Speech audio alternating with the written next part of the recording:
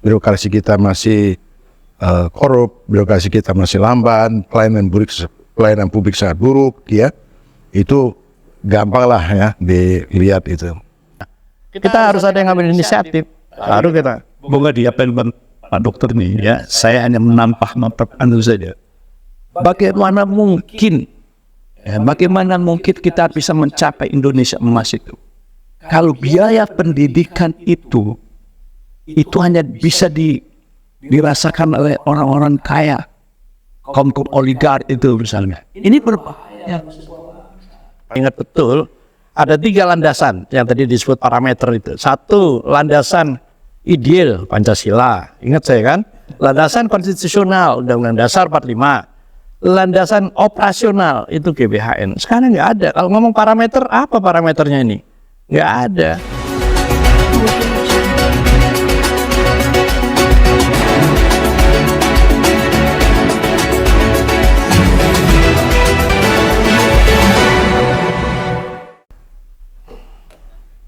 Baik, masih dalam suasana dan semangat kebangkitan nasional, saya ditemani 3 orang tokoh. Ada Dr. TB Masa Jafar, ini asli orang kampus, Ketua Program Dr. Ilmu Politik Universitas Nasional. Lalu di sebelah saya ada Dr. Zulkifli S. Ekomi. Yang top ini bisa jadi orang yang sangat penting di balik soal semangat kembali ke Undang-Undang Dasar 45. Nanti kita cerita-cerita. Dan Dr. M.S. Kaban dari Universitas Ibnu Khaldun yang juga politisi, wakil Ketua Majelis Syuro Partai Umat. Baik. Saya ingin mulai dari sebelah kanan dulu, karena katanya kalau mulai dengan yang kanan itu lebih baik. Prof. TB, 116 tahun kebangkitan nasional. Pemerintah mencanangkan tema cukup menarik. Bangkit untuk Indonesia Emas. Indonesia Emas itu 100 tahun Indonesia merdeka, itu di 2045. Nah, ada pertanyaan menggelitik. Ini Indonesia emas, Indonesia lemas, atau Indonesia cemas kira-kira? Yang pasti kalau Indonesia emas itu nanti di 2045. Ya, terima kasih Bung Hadi. Assalamualaikum warahmatullahi wabarakatuh. Ini adalah satu tema yang menarik karena kita berada dalam era global di mana perubahan-perubahan sosioekonomi, politik, ketahanan nasional itu begitu cepat. Dan kita juga berlomba dengan negara lain. Jadi kalau kita compare, apakah itu dalam konteks regional Asia atau dunia, itu akan terlihat. Nah, kalau saya sederhana aja ya. Yang pertama, tentu kita harus punya parameter. Kalau dulu Orde Baru ada prasyarat pembangunan ekonomi, pembangunan nasional ya. Itu diadop dari teori Rostow ya. Sekarang mau kita definisikan Indonesia Emas itu apa? Kan berarti ada lompatan, ada capaian-capaian yang cukup meyakinkan, sehingga memang negara kita layak diperhitungkan. Waktu zaman Pak Harto kan di prediksi kita akan menjadi negara industri baru ya. Sekarang yang sudah melejit itu kan kayak Korea ya, terus mana Taiwan dan seterusnya. Kalau kita kan masih banyak bermain pada komoditas sumber daya alam. Kita gagal lepas landas seperti di canangkan Pak Harto. Ya kita lihat ya, coba lihat sektor ekonomi ya. Ini yang real. Kita sekarang masih import. Padahal Pak Harto itu sudah swasembada pangan. Jadi kan kita memasuki era atau pasca Orde Baru itu sudah 25 tahun. Tetapi apa yang sudah dicapai oleh Orde Baru, ya malah kita balik pada awal Orde Baru. Ya, sebelum Orde Baru. Itu parameter yang mudah sekali ya, nggak usah yang berat-berat gitu ya. Itu. Kemudian yang lain apa ya? Yang lain saya sangat concern adalah birokrasi. Ya bagaimana mungkin untuk mengejar satu target ya, kalau mesin birokrasinya itu tidak, performanya itu tidak cukup meyakinkan bahwa birokrasi itu bisa mendorong akselerasi pembangunan. Birokrasi kita masih korup, birokrasi kita masih lamban, pelayanan publik sangat buruk, ya. Itu gampang lah ya dilihat itu. Dan yang lain yang tak kalah pentingnya adalah mengenai supremasi hukum. Karena supremasi hukum ini terkait dengan percepatan ekonomi, kepastian dalam bidang bisnis, ya.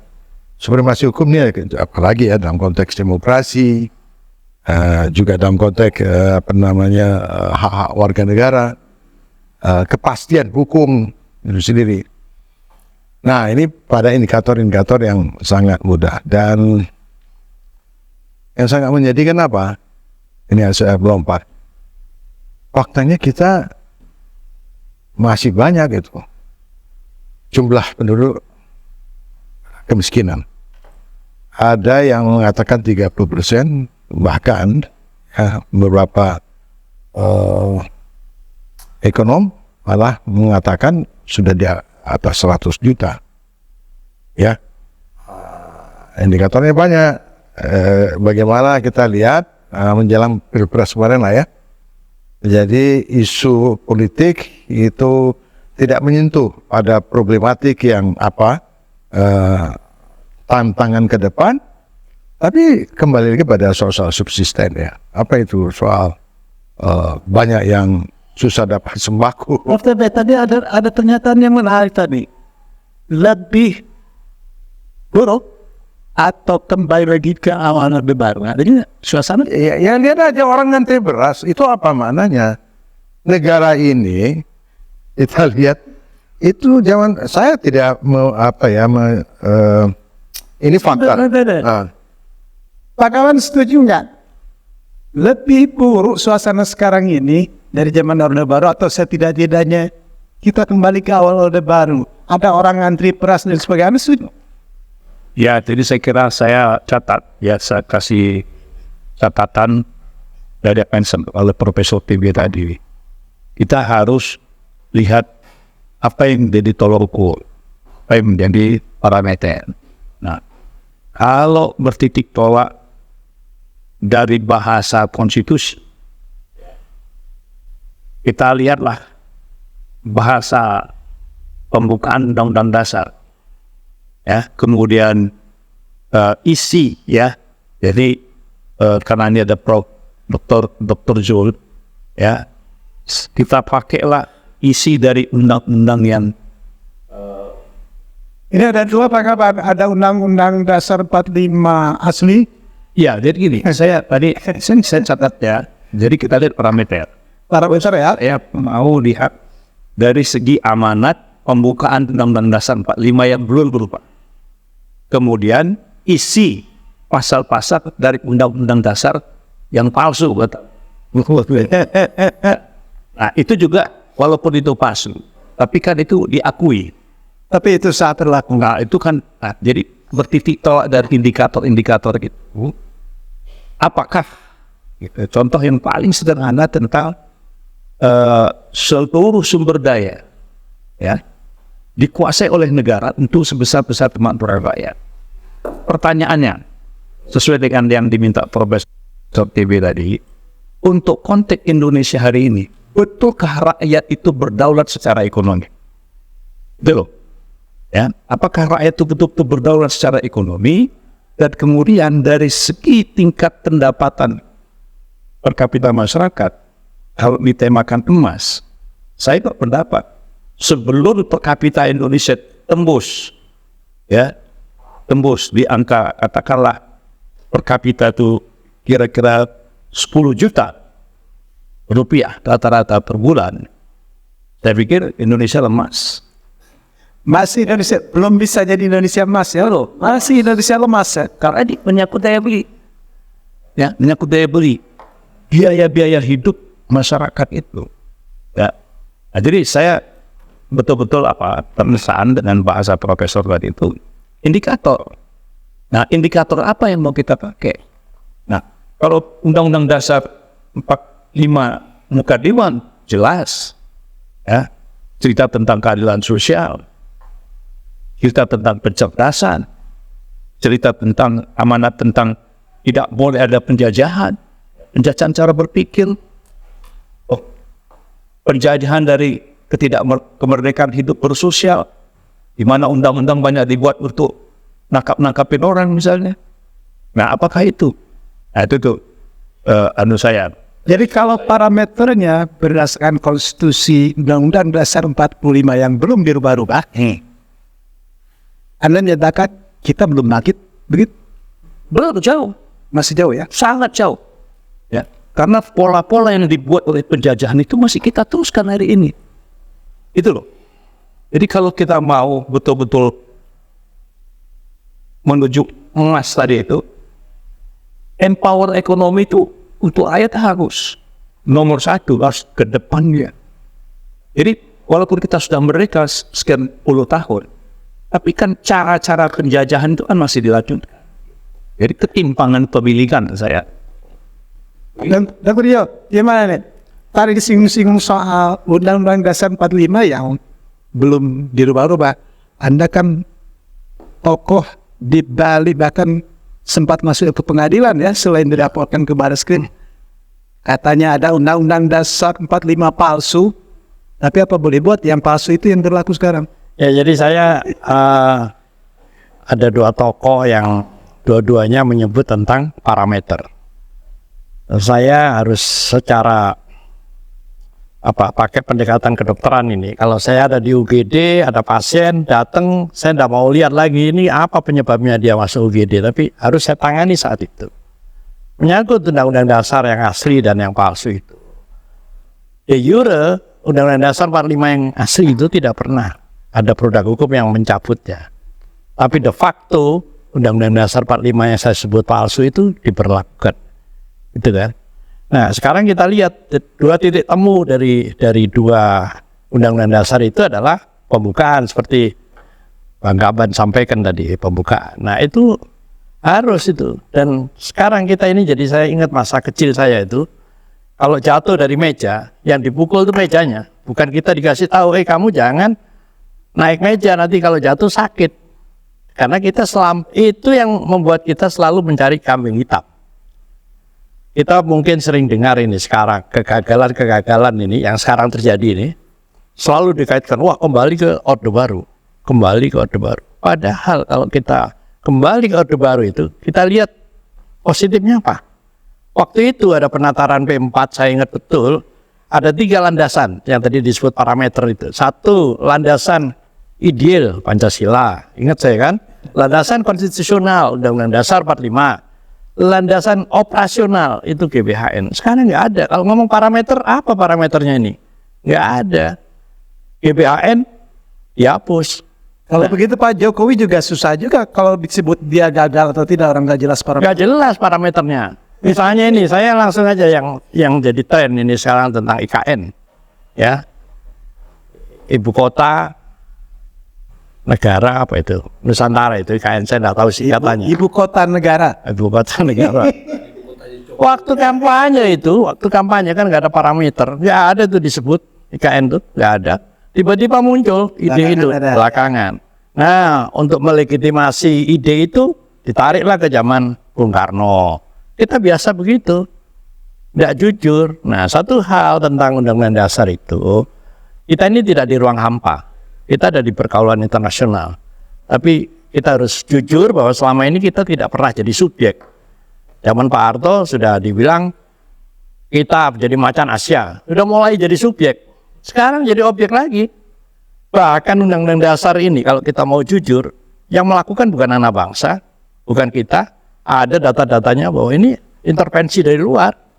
Ada gerakan dari luar yang ada keterlibatan LSM yang dipimpin oleh Madeleine Albright, ya, National Democratic Institute. Bahkan ada LSM yang dibiayai mereka itu membentuk koalisi ORNOP, organisasi non pemerintah untuk konstitusi baru namanya itu. Berarti kan ada niat memang untuk membuat konstitusi baru. Nah, ini berarti kan siapa? Konstitusi negara kita itu rentetannya tak juga bisa lepas dari Ya. kebangkitan nasional, kemudian dari suasana nasionalisme Jawa menjadi nasionalisme Indonesia sampai Sumpah Pemuda lalu Iya. sampai pada proklamasi ya. Nah, sampai pada sempat kita Undang-Undang Dasar sementara 50 lalu kita kembali lewat dekret presiden kembali ke Undang-Undang Dasar 45 yang dijiwai semangat Piagam Jakarta yang pertama. Tapi kan faktanya Dok, Anda tadi menyebut tak pernah dicabut, tapi agen baru berlaku. Ini kan keputusan politik. Ya, Nah, keputusan politik dari gedung parlemen dari wakil rakyat. Anda masih akan bersikukuh bahwa begini, kita harus kembali ke begini. 45? Ya, saya selalu menerima perubahan. Saya ingin berubah. Tapi setelah saya dapat data tentang proses terjadinya perubahan itu, ini banyak kejahatan yang terjadi di situ.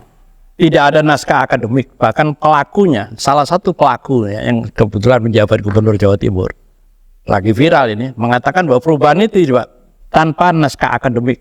Bayangin, Undang-Undang Dasar dirubah seenaknya aja, kayak di kongres organisasi aja kita selalu pakai tata tertib, kita berdebat dulu di tata tertib, ini tidak pakai.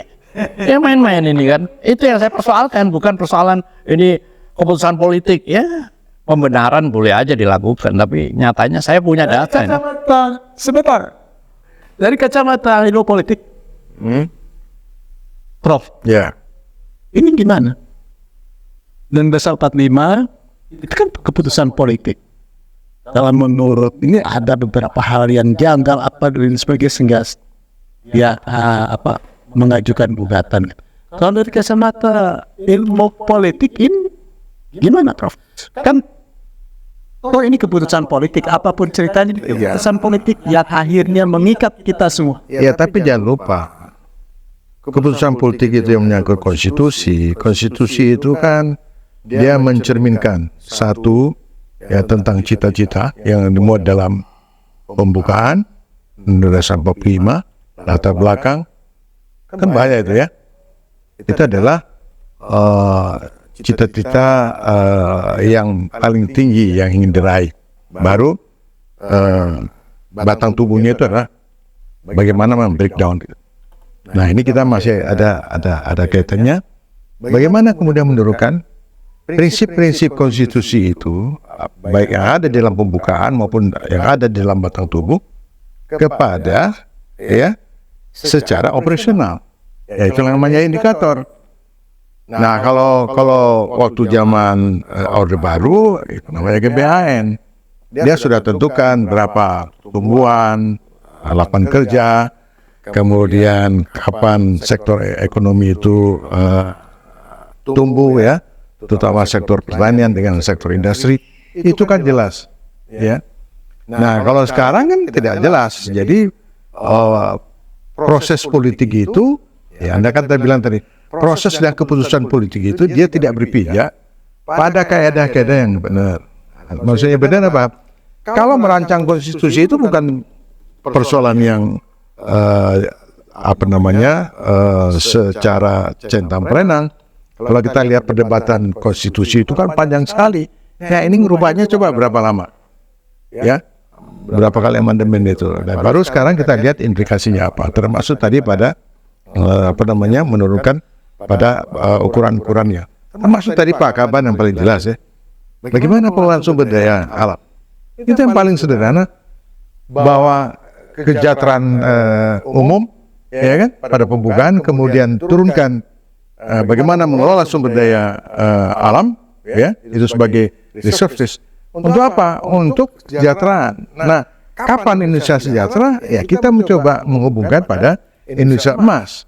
Apa parameternya? Tadi Bang Kaban udah jelas. Ya, saya katakan berapa yang miskin? Atau dalam bahasa lain, apakah rakyat sekarang berdaulat secara ekonomi?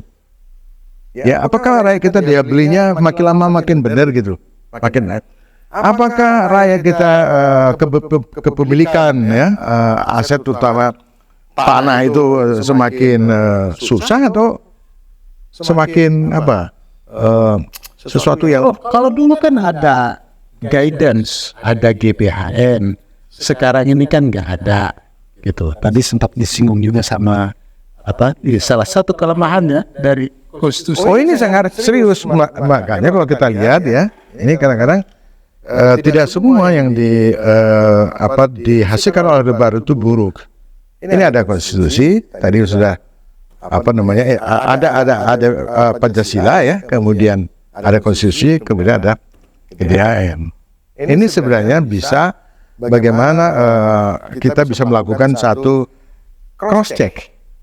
Apakah GBHN itu betul-betul sudah mencerminkan kehendak cita-cita ya yang ada di dalam Pancasila sebenarnya maupun di dalam konstitusi itu mudah sekali gitu ya. Nah kalau sekarang bagaimana? Ya jangan kan, coba lihat antar partai. Ya, saya kira juga beda-beda. Pemahaman tentang bagaimana memasuki Indonesia emas, saya kira nggak punya parameter. Tidak ada ukurannya. Tidak ada. Apa coba? Ya, apa ukurannya? Sederhana aja. Saya kembali ke Pak Kaban. Apakah rakyat ini berdaulat nggak secara ekonomi? Dia sebagai rakyat yang sudah mandiri secara ekonomi. Berapa income per kapitanya? Nasional. Bung Andi, saya potong. Ini sekarang lagi isu. Sekarang yang sangat gila itu adalah ada kenaikan biaya pendidikan tinggi yang sangat luar biasa yang masuk di akal. Ini apa artinya? Bagaimana mungkin kita bisa mencapai Indonesia emas? Itu dia. Biaya pendidikan itu sangat tinggi sekali. Dan sebagian biaya pendidikan itu ditanggung oleh rakyat, bukan ditanggung oleh negara. Kita nasional. Dari mana? Untuk Indonesia emas, tapi tidak ada ukurannya. Dari mana? Dari mana kita bisa mengatakan ada Indonesia emas, sementara kita lihat biaya pendidikan itu tidak ketemu dia. Ya. Jadi ini perlu kita mendukung aksinya atau program yang sudah tahunan nih kembali ke Indonesia 45. ya. Menurut Anda perlu nggak? Ya, bukan hanya kembali, tetapi juga bagaimana merumuskan, ya, kemudian membreakdown pada ukuran-ukuran yang lebih operasional, ya, seperti yang kita lihat pada model-model baru itu. Kalau nggak senang dengan Orde Baru, boleh juga dong dibuat yang baru, tetapi jelas prinsip-prinsip itu bagaimana diturunkan pada indikator-indikator yang real, dan bahkan itu bisa dievaluasi secara saintifik, ya. Mengenai ukuran-ukuran keberhasilan itu sangat mudah, gitu loh. Dan sekarang kan ilmu pengetahuan luar biasa sudah modernnya. Ukur aja berapa income per kapita rakyat kita, berapa kemampuan, berapa kelas menengah yang tumbuh. Coba itu ukur aja. Jadi kembali ke Indonesia 45 itu dalam kaitan kebangkitan nasional menuju Indonesia emas itu rasional ya. Kembali Oh sangat rasional. Ini kan suka tidak suka. Ini kan implikasi dari amandemen itu. Suka tidak suka. Jadi ada keliru persepsi bahwa kembali itu kita setback. Bukan. Kalau kita kesasar di dalam satu perjalanan di hutan, kita mesti kembali ke yang tempat yang kita ingat untuk kemudian baru kita rancang lagi ke depan. Kalau ada petanya kembali. Iya dong. Daripada di debat. Iya, berdebat kan tidak selesai nih. Dalam kisah Quran, ya, Nabi Musa itu jalan duluan. Begitu dia jalan lurus, dia nggak sampai pada tujuan. Lalu dia berbalik bertanya sama pembantunya. Oh tadi, dia balik dulu, baru akhirnya ketemu dengan Nabi Khidir. Nah, jadi barangkali. Jadi soal balik itu nggak ada masalah ya? Ya, jadi kembali kepada Quran dan Sunnah. Itu kan artinya untuk mengembalikan pada posisi yang benar gitu. Jadi jangan malu untuk kembali ke jalan yang benar ya? Iya, jadi kembali ke Undang-Undang Dasar 45 itu artinya mindset kita, kesadaran kita, spirit nasionalisme kita itu memang jadi amanat.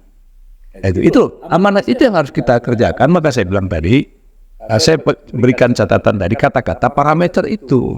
Nah, jadi kalau dikatakan Indonesia emas 2045, ya, sementara kita hari ini, ya, bebannya itu luar biasa.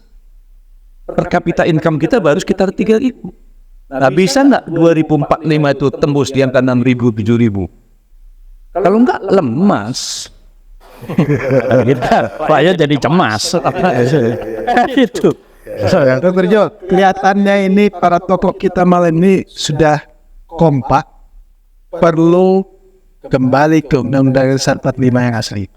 Anda sebagai pegiat kembali ke Undang-Undang Dasar, ini mau diteruskan atau masih beredar? Sebelum dijawab Dr. Jo, disinilah perlunya pemimpin. Ya. Jadi perlu pemimpin yang betul-betul paham tentang Indonesia. Jadi untuk memahami Indonesia itu, maka apa yang menjadi amanat konstitusi ini harus betul-betul konsisten. Contoh, orang banyak mengkritik Pak Harto, kita menikmati bagaimana suasana tidak sedap di zaman Pak Harto, ya kan? Tapi kenapa sekarang itu berulang? Itu loh. Nah, dulu ya saya menikmati bagaimana dipanggil, diinterogasi setiap saat, gitu kan? Ya kan? Nah, tapi apa yang terjadi di zaman Pak Harto itu sekarang berulang lagi. Jadi harus pemimpin, kuncinya pemimpin. Iya, pemimpin. Tapi itu juga seperti tadi Bang Kapan bilang, harus memahami Indonesia. Dan kita jangan terjebak dengan formalitas. Tidak bisa, ini perlu konsensus nasional. Kita punya masalah ini. Bangsa kita punya masalah, negara kita punya masalah. Kita punya target 2045. Baru saja terpilih jadi presiden, itu karena akan menjadi kepala negara. Kira-kira, ini gimana kira-kira gini? Ada dalam bahasa dulu waktu kita masih SMP, kemerdekaan itu adalah jembatan emas. Ya kan? Nah, apakah presiden yang terpilih mampu membangun jembatan itu? Jembatan emas untuk kembali ke... Iya, jembatan emas. Bisa kan? Jadi di situasi yang begitu berat, gitu kan? Dia bikin jembatan untuk mencapai Indonesia emas dan emas. kalau nggak lemas sunat. Jadi kan 2045 itu kalau saya sebagai dokter ini mengatakan Indonesia harus sehat di 2045. Ya, kan gitu loh. Sekarang sakit? Sekarang sakit jelas. Prof TB tadi nyampaikan kok. Kita harus jujur, kita mesti jujur. Kalau ada pasien nggak jujur, jangan harap dia sembuh. Nggak akan sembuh. Tidak ada dokter. Nggak ada misalnya, iya dia ngomong berapa lama karena takut sama dokternya. Panasnya berapa lama? Baru 3 hari dok. Padahal sudah 2 minggu. Itu diagnosanya beda. Gitu. Nah ini, ayo kita sudah mulailah. Saya aja yang lihat tentang Undang-Undang Dasar 45. Ayo kita konsensus. De facto ini jalan. De jure ini belum dicabut. Gimana titik temunya kan gitu. Supaya bijak kita ini, jangan eksekeran terus. Ini kan susah ini. Dampak pilpres langsung ini saya belum selesai sampai sekarang. Iya kan? Ini kan juga produk Undang-Undang Dasar yang sekarang. Tapi apakah saya harus membantah itu? Kan tidak perlu. Oke, kita konsensus ini 3 orang yang latar belakangnya berbeda bisa ketemu. Sebagai aktivis ini yang terjun langsung di lapangan segala macam, pemimpin yang baru saja terpilih, bisa Anda harapkan nggak? Kalau lihat Yang saya paham Indonesia tadi. ya kalau lihat bukunya, ya kan saya baca tuh Paradok, Indonesia Paradok. Terus kemudian ada di anggaran dasar, anggaran rumah tangga partainya itu ada. Gitu. Nah, kita berharap beliau melakukan ini, iya atau ini ya. Tapi harus konsisten. Kan kita ini kadang-kadang terjebak dengan bahasa-bahasa slogan. Ya kan kita paling pandai buat slogan. Mengolahragakan masyarakat, memasyarakatkan olahraga. Jangan kalah terus. Nah, memang bangsanya senang buat program, dia senang buat apa slogan gitu, tapi karya nyatanya nggak ada. Jadi kalau mau ya dokter ya, jadi ini kan momentum. Indonesia Emas itu kan 20 tahun. Iya. Kita tidak mungkin waktu yang sangat pendek ini bisa melakukan satu percepatan yang biasa jika kita tidak melakukan evaluasi. Saya kira dalam perjalanan Indonesia yang 100 tahun lebih itu mesti dievaluasi. Ya, bagaimana mungkin bisa di tahun 45 itu bisa capai. Nah, bahkan juga nanti akan ketemu apa syaratnya, bagaimana strateginya. Lalu apakah kapasitas kepemimpinan sekarang, kapasitas kepemimpinan nasional mampu nggak untuk menggerakkan akselerasi? Kalau saya pesimis, 20 tahun itu bisa mencapai Indonesia Emas, nggak usah jauh. ya satu aja Pak. 10 tahun inilah pemimpin yang baru terpilih. Iya, tapi dibuat evaluasi dulu. Secara nasional dibuat evaluasi dulu supaya begini, Pak Kaban. Jangan sampai pemimpin yang akan datang dia buat kerja sendiri, buat mimpi sendiri. Dia tidak melihat masalah bangsa ini secara menyeluruh. Sebenarnya yang dibutuhkan oleh bangsa ini apa? Ya kan? Nah itu kan tidak setiap pergantian gue itu kan heavy-nya itu kan bisa beda-beda. Nah kalau sekarang isunya Indonesia emas di tahun 45, sekarang mesti dievaluasi dulu. Ini 20 tahun ini bisa mungkin nggak gitu? Kalau tidak ini jargon namanya. Nah kalau kita ini evaluasi. Jadi kita jangan berharap dari pemimpin formal. Kita ini anak bangsa punya kewajiban yang sama tentang 2045. Kita mesti ambil inisiatif juga gitu. Dari kampus bagaimana, saya sebagai orang jalanan bagaimana, beliau bagaimana. Kita harus ada yang ambil inisiatif. Baru kita. Bunga di apel Pak Dokter nih ya, saya hanya menambah saja. Bagaimana mungkin kita bisa mencapai Indonesia emas itu? Kalau biaya pendidikan itu hanya bisa dirasakan oleh orang-orang kaya, kaum oligark itu misalnya. Ini berbahaya. Ada amanat konstitusi. Jadi kalau tadi apa prestasi selama 10 tahun ini, biaya pendidikan mahal. Dan itu melawan dengan amanat. Iya, mencerdaskan kehidupan. Mencerdaskan kehidupan bangsa. KT naik gitu. Dan yang sangat sedih, Presiden Indonesia itu tidak ada pertanggungjawaban. Karena menurut undang-undang yang baru dasar yang baru itu tidak ada posisi mandataris, tidak ada pertanggungjawabannya. Ada yang bilang loh kan ini yang dipilih langsung oleh rakyat, pertanggungjawabannya langsung ke rakyat. Medianya apa? Undang-undang nggak ada.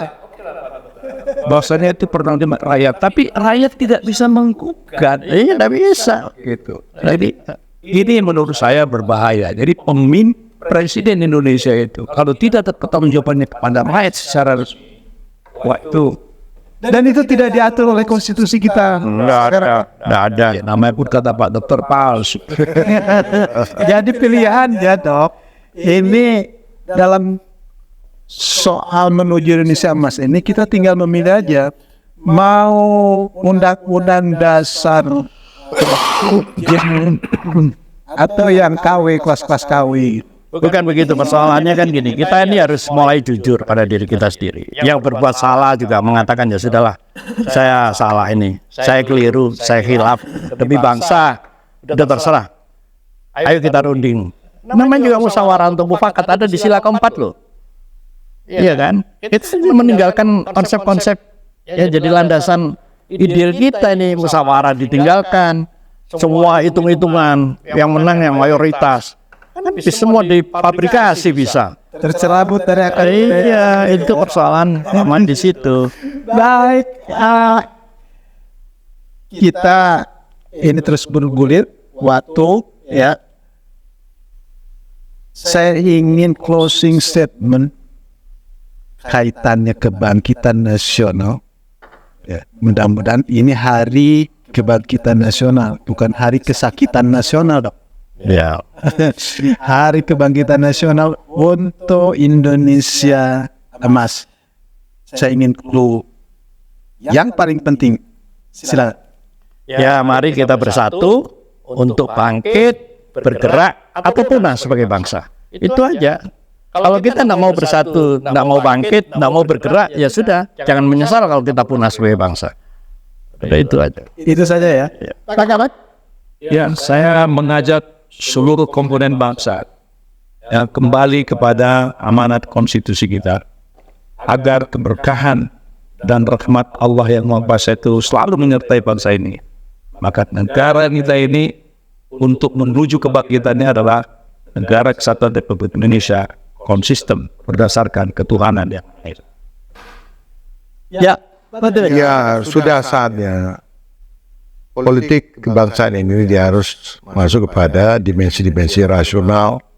Semua itu bisa diuji. Termasuk hari ini kita membicarakan isu kebangkitan nasional. itu saya melihat lebih pada jargon dan itu sangat berbahaya. Dan untuk mengukur apa yang terjadi di tahun emas Indonesia emas 45, semestinya harus ada satu evaluasi. Apakah dalam sisa 20 tahun ini apa mungkin Indonesia emas itu dicapai? Ini sangat serius. Agar kepemimpinan nasional, presiden, menteri dan seterusnya itu bisa melakukan percepatan jika mungkin. Tapi saya pesimis ya. 20 tahun ini mau ngapain? Tapi sebagai suatu bangsa ya kita harus mau mengevaluasi diri.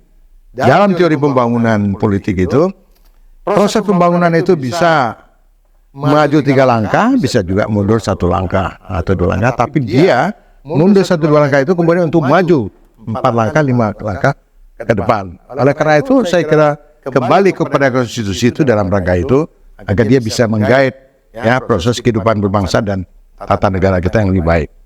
Baik, terima kasih Pak Kaban. Dr. Jo, Prof. TB. Pemirsa, nantikan telah menarik lainnya seputar perkembangan politik, ekonomi, dan persoalan-persoalan mendasar kehidupan berbangsa dan bernegara ini hanya di Jurnal Politik TV. Sampai berjumpa. Bila itu ya. Assalamualaikum warahmatullahi wabarakatuh. Merdeka. Merdeka.